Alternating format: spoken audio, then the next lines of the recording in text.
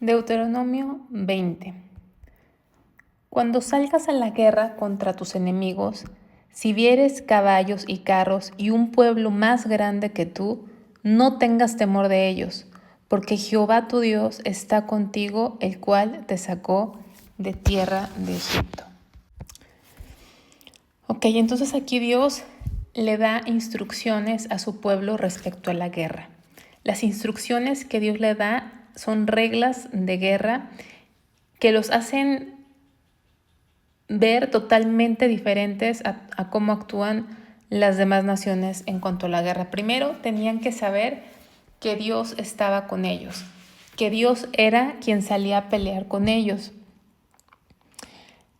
Les está diciendo prácticamente que la guerra es inevitable. Van a tener que enfrentar a enemigos más grandes, a ejércitos mejor armados, con caballos y carros, o sea, con poder militar que ellos no tenían. Sin embargo, les dice, no tengas temor, porque Jehová tu Dios está contigo, el cual te sacó de tierra de Egipto. Les recordaba de dónde Dios los había sacado, lo que Dios ya había hecho por ellos. Nosotros cuando estemos en momentos difíciles, en circunstancias difíciles, tenemos que recordar los testimonios pasados, recordar lo que Dios ya hizo por nosotros, cómo nos sacó de Egipto, cómo se reveló a nuestras vidas. Y yo creo que todos tenemos experiencias en donde Dios ha obrado milagrosamente, entonces es bueno recordar eso para que nos fortalezcamos en Él. Nosotros no tenemos guerra física, nuestra guerra es espiritual y eso también se aplica a nosotros. Dice la Biblia en Efesios capítulo 6 que nuestras luchas no son contra el hombre, sino son contra huestes espirituales de maldad en las regiones celestes. O sea, es contra el enemigo de Dios, contra Satanás y contra sus demonios. Tenemos una guerra espiritual. Hay una guerra entre el bien y el mal, entre el reino de las tinieblas y entre el reino de Cristo al cual ya pertenecemos. Pero Dios nos dice lo mismo, que no tengamos temor, que no tengamos temor. Vamos a Mateo 28:20.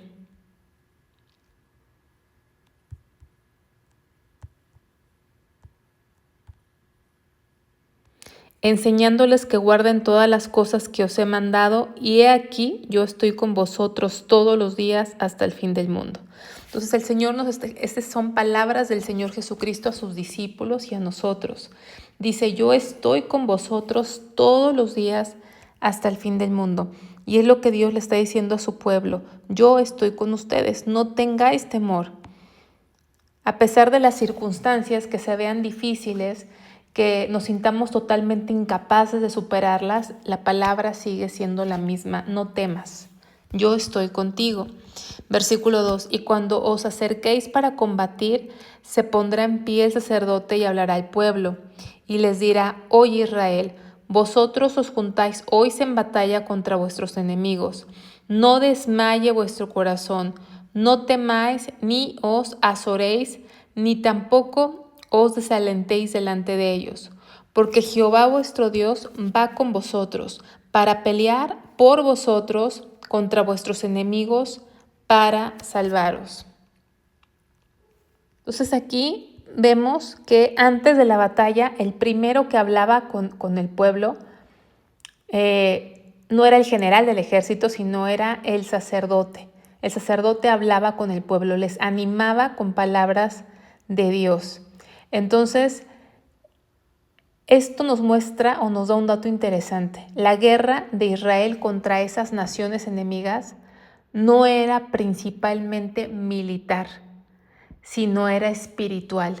De tal manera que entendemos que todas las cosas naturales, o sea, que pasan en este mundo natural, en este mundo material, tienen un origen espiritual, que más bien lo que vemos es consecuencia del mundo espiritual. Por eso no hablaba con ellos el general, sino hablaba el sacerdote, porque las situaciones que enfrentamos, su origen es espiritual. Entonces, fíjense la forma de alentarlos.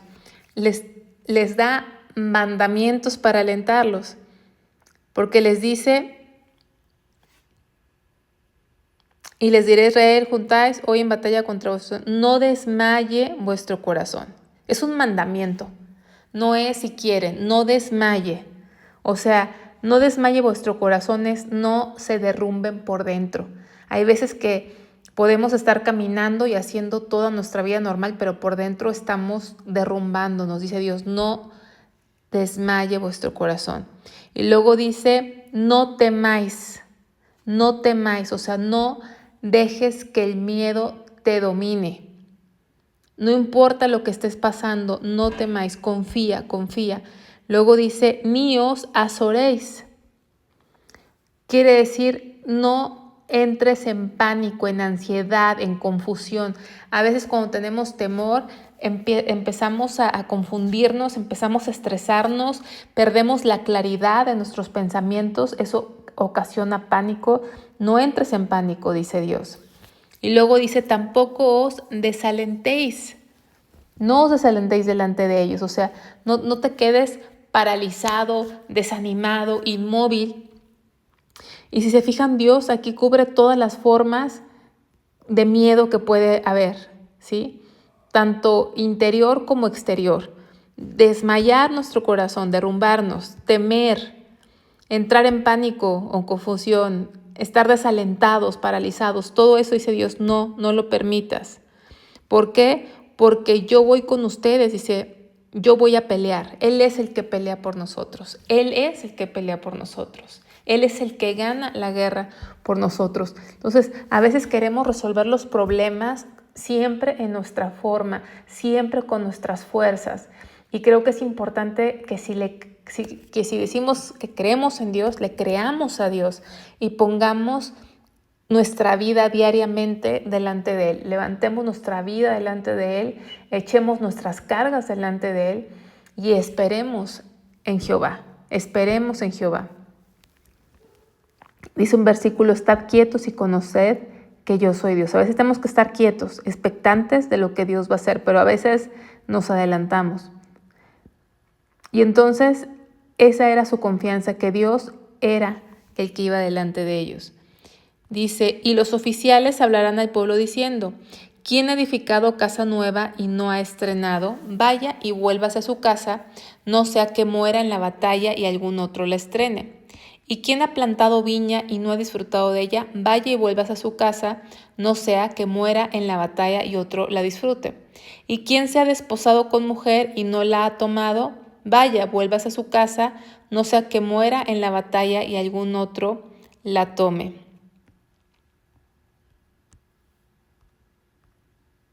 Entonces vemos aquí la gracia de Dios, la misericordia, la consideración de Dios que permitía que ciertos hombres en ciertos casos quedaran libres de ir a la guerra. Si alguien que había edificado una casa nueva pero no la había habitado, alguien que había plantado una viña pero no había disfrutado de sus frutos de esa viña, alguien que estaba comprometido en matrimonio pero no había consumado el matrimonio. A esas personas las exentaba de la guerra. ¿Por qué? Porque estaban en etapas claves de su vida, de su hogar, de su trabajo, de su familia. Si morían en la guerra, no disfrutarían lo que habían comenzado. Entonces era una forma de proteger la vida familiar y social del pueblo. Dios se aseguraba de que cada israelita disfrutara de la bendición de su trabajo. Fíjense qué normas de guerra tan benignas, tan consideradas de Dios, no como otras naciones que no les importa absolutamente la vida humana o la situación personal de cada quien. A Dios sí. Entonces esas personas que estaban en momentos clave de su vida los exentaba de ir a la guerra para proteger esa vida familiar. ¿Qué estamos viendo? Que el Dios creador del universo no es un tirano, es un Dios bueno, justo. Entonces, los tiranos, los reyes, los gobernadores que sí son tiranos, ellos envían indiscriminadamente a todos a la guerra. A todos. Lo que importa no les importa, y esas guerras son totalmente sin propósito, ¿no? Totalmente sin propósito. Lamentablemente vivimos en un mundo, no es que Dios esté a favor de la guerra, sino la guerra es una consecuencia del pecado. Las guerras son consecuencias del pecado. Habíamos visto en Génesis 13 la primera guerra. Entonces no es en ningún sentido de que Dios le gusta la guerra o Él haya causado la guerra. La guerra es consecuencia del corazón del hombre.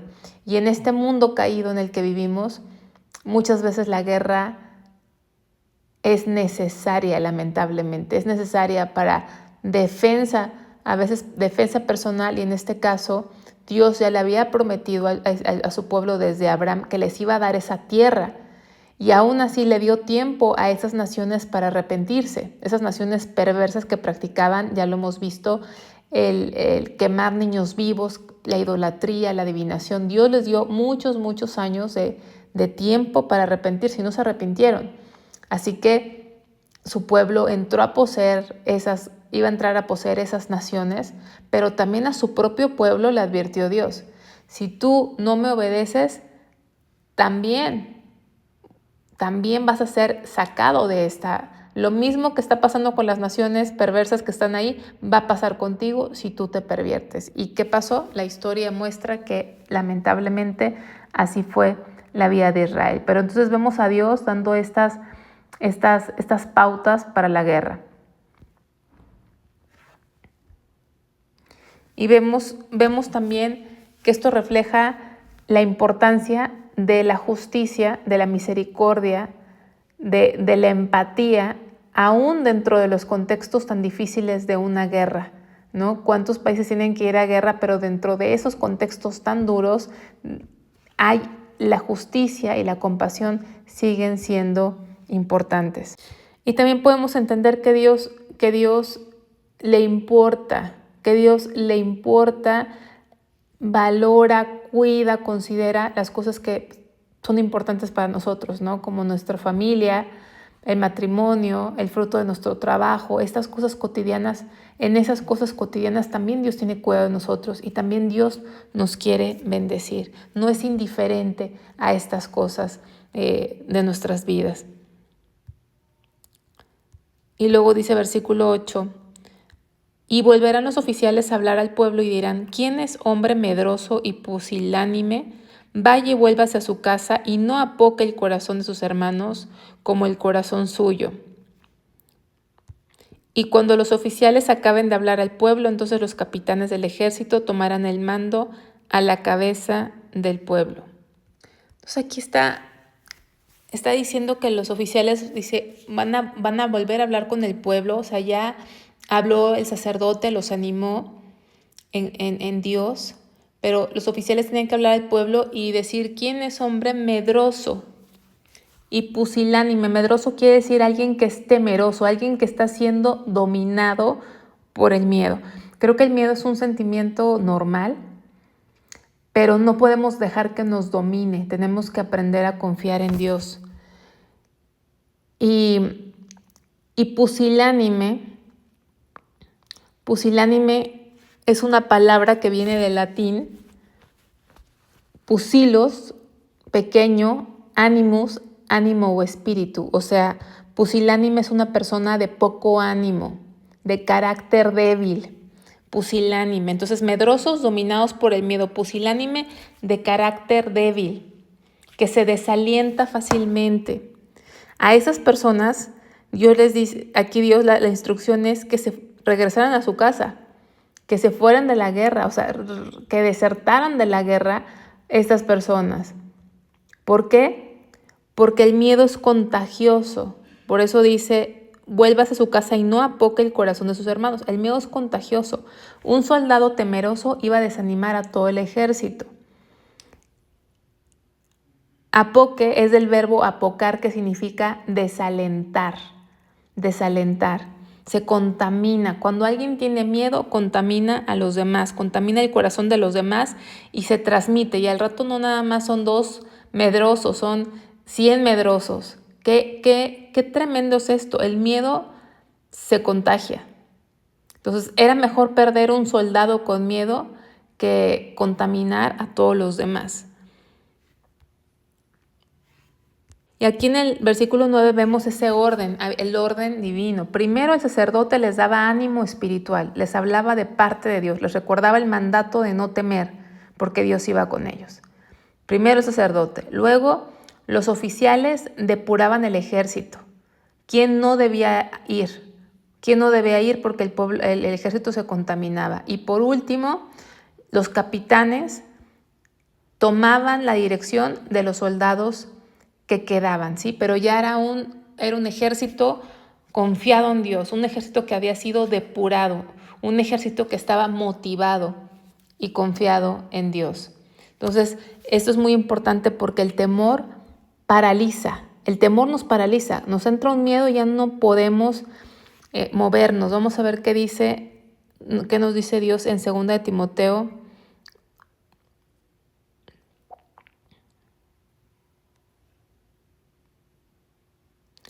1:7.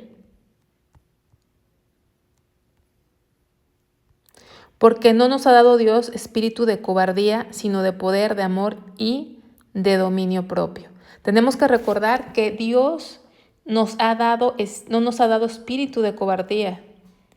Al contrario, nos ha dado espíritu de poder, de amor y de dominio propio. O sea, dominio propio quiere decir, podemos tener temor, somos humanos, somos carne, pero su espíritu nos ayuda a dominarnos, a no dejarnos dominar por el miedo, a no paralizarnos, sino a caminar en poder y en fe, en confianza de que Dios está con nosotros, no de que nosotros tenemos la capacidad de resolver los problemas, sino que Dios tiene el poder y que Dios ha prometido estar con nosotros.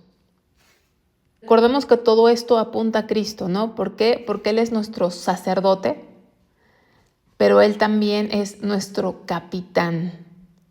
Vamos a Hebreos 2:10. Él va con nosotros. Él nos alienta, Él nos dirige y Él pelea por nosotros. Ninguna guerra que tengamos en este mundo es meramente natural, es espiritual, pero Dios, repito, Él es nuestro sacerdote, Él nos anima, Él intercede por nosotros, Él pelea por nosotros y Él es el capitán, Él nos dirige. Hebreos 2:10.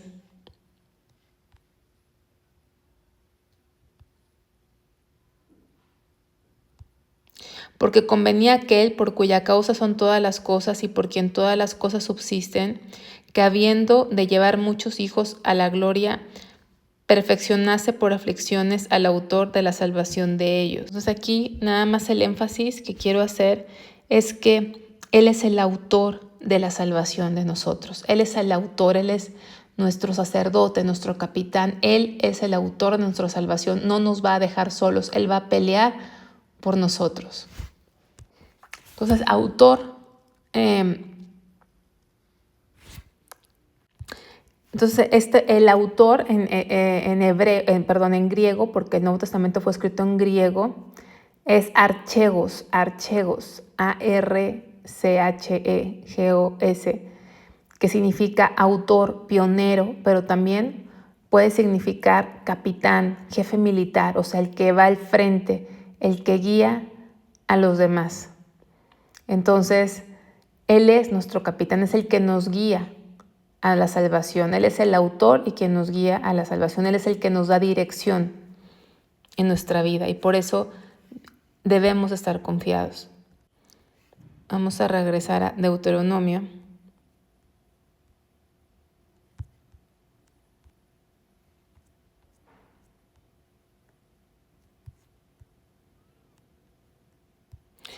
Cuando te acerques a una ciudad para combatirla, le intimarás la paz. Y si respondiere paz y te abriere, todo el pueblo que en ella fuere hallado te será tributario y te servirá. Mas si no hiciere paz contigo y emprendiere guerra contigo, entonces la sitiarás. Luego que Jehová tu Dios la entregue en tu mano, herirás a todo varón suyo a filo de espada. Solamente las mujeres y los niños y los animales y todo lo que hay en la ciudad, todo su botín tomarás para ti y comerás del botín de tus enemigos, los cuales Jehová tu Dios te entregó. Algo que dio la de instrucción es que antes de combatir a la ciudad, fíjense, tenían que intimar la paz. Antes de empezar a guerrear, tenían que ofrecer la paz. Dios muestra que la guerra no debe ser nuestra primera opción, debe ser la última. Repito, Dios no inventó la guerra, Dios no se goza con la guerra. La guerra es producto del egoísmo, de la soberbia y de la rebelión del hombre, del pecado del corazón del hombre. Y vivimos en un mundo que nos hace guerra, pero nosotros tenemos que buscar la paz. La guerra no es nuestra primera opción, sino la última, y aquí lo vemos.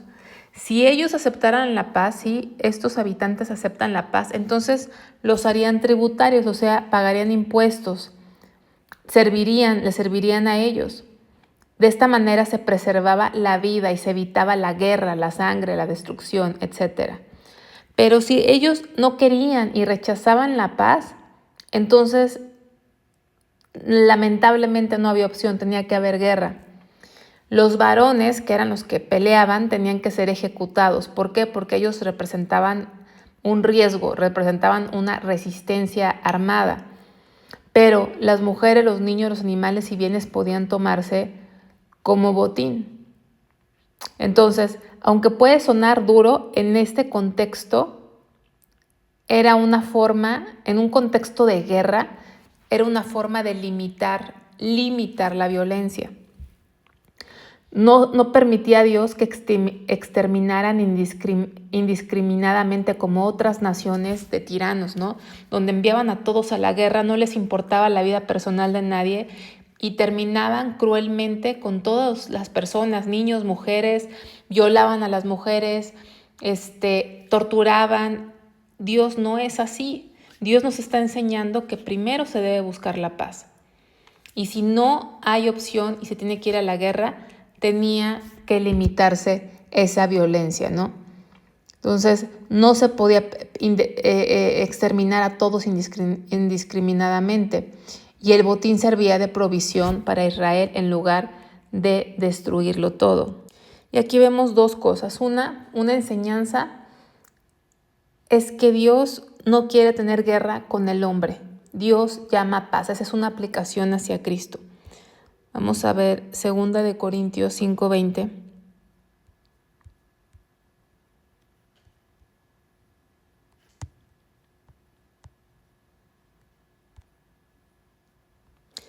Así que somos embajadores en el nombre de Cristo, como si Dios rogase por medio de nosotros, o rogamos en el nombre de Cristo, reconciliados con Dios. Entonces, una aplicación es a Cristo. Él está diciendo en su palabra que primero hay que hacer la paz. Y eso es lo que Dios hace con nosotros. Nosotros, sin saberlo, estábamos en guerra con Dios. Cuando vivimos sin arrepentirnos, vivimos como enemigos de Dios. Pero Él quiere reconciliarse con nosotros. Él busca la paz. Nosotros no buscamos a Dios. Religión es el hombre buscando a Dios. Salvación es Dios buscando al hombre. Y los que creemos en Dios tenemos que servir como embajadores, diciéndole a la gente, os rogamos en el nombre de Cristo, reconciliaos con Dios. Y eso es lo que tenemos que decirles, ese es el mensaje, reconcíliate con Dios.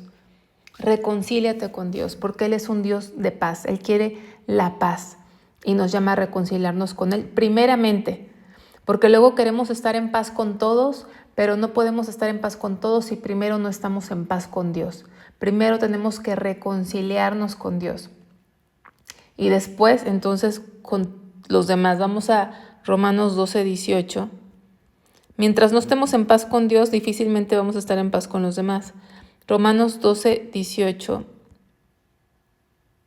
dice: si es posible, en cuanto dependa de vosotros, estad en paz con todos los hombres. Si es posible, en cuanto dependa, o sea, nosotros tenemos que hacer todo lo posible para estar en paz con todos, en cuanto sea posible. Hay veces que no va a ser posible, pero tenemos que hacer lo posible, y es lo que estamos viendo aquí en Deuteronomio 20. Vamos a regresar.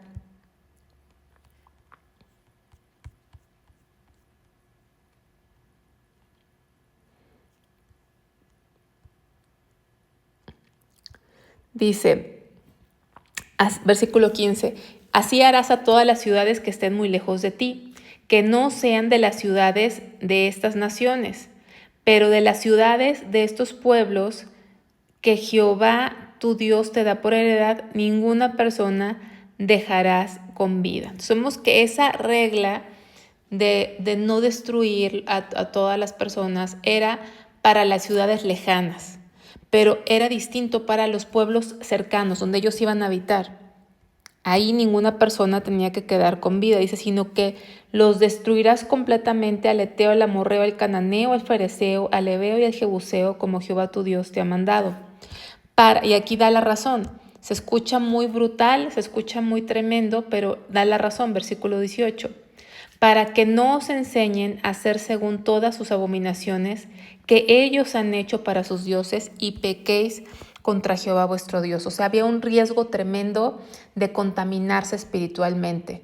Había un riesgo enorme de que ellos se convirtieran, o sea, el pueblo de Dios se convirtiera a las naciones paganas. Y esa es la realidad. Esas cosas de que no, yo voy a cambiar a esta persona, no es cierto. No podemos cambiar a nadie.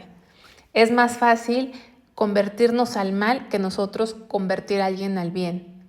Esa es una regla que tenemos que ver. Hay mucha gente que cree que tiene el poder de cambiar o que no se va a afectar. No. Tan es así que Dios fue bien claro y dijo, donde tú vas a habitar, las naciones que están cerca, ellos sí tienes que exterminar todo porque te van a enseñar a pervertirte en mi contra, a rebelarte en mi contra. Versículo 19, dice, cuando sities a una ciudad peleando contra ella muchos días para tomarla, no destruirás sus árboles, metiendo hacha en ellos, porque de ellos podrás comer, y no los talarás, porque el árbol del campo no es hombre para venir contra ti en sitio. Mas el árbol que sepas que no lleva fruto, podrás destruirlo y talarlo para construir baluarte contra la ciudad que te hace guerra hasta sojuzgarla. Entonces aquí vemos que algo interesante es de que aunque estuviesen en guerra, Israel no podía talar árboles nada más porque sí, árboles que daban fruto.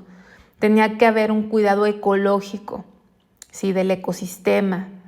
La razón es que estos árboles eran fuente de alimento, sostenían la vida. No se puede hacer una tala indiscriminada de árboles sin razón.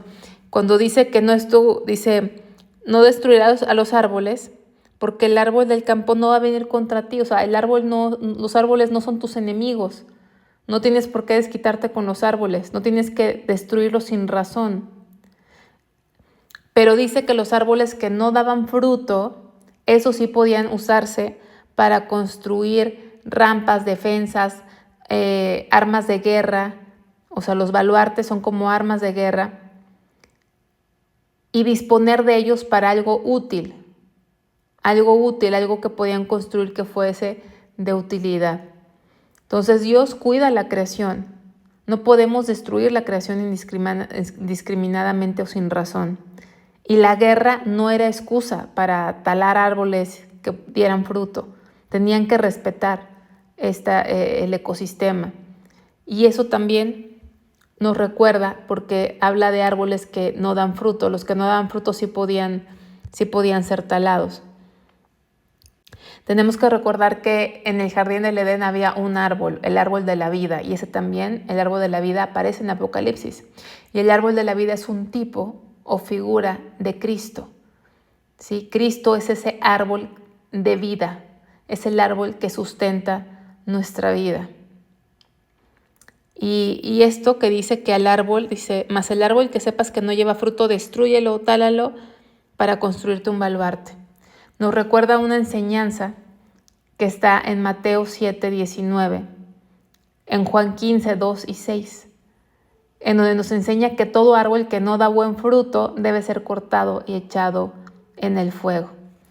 Todo árbol que no da fruto. Y eso habla de que a Dios no le gustan las personas, no le agradan las personas que pueden parecer muy frondosas, ¿sí? Muchas ramas y hay muchas personas que se ven aparentemente muy bien y parecen muy buenas, pero no hay fruto en su vida. ¿Se acuerdan que Jesús dijo, por sus frutos los conoceréis? El fruto es la vida de Cristo. El fruto es que Cristo se ha visto en nosotros. Y Dios dice y nos recuerda que aquellos que no dan fruto pueden decirse cristianos, pueden servir, pueden estar llenos de actividades religiosas, pero si no dan fruto, serán cortados y echados al fuego al final de los tiempos. Es decir, apunta el juicio sobre una vida sin fruto espiritual.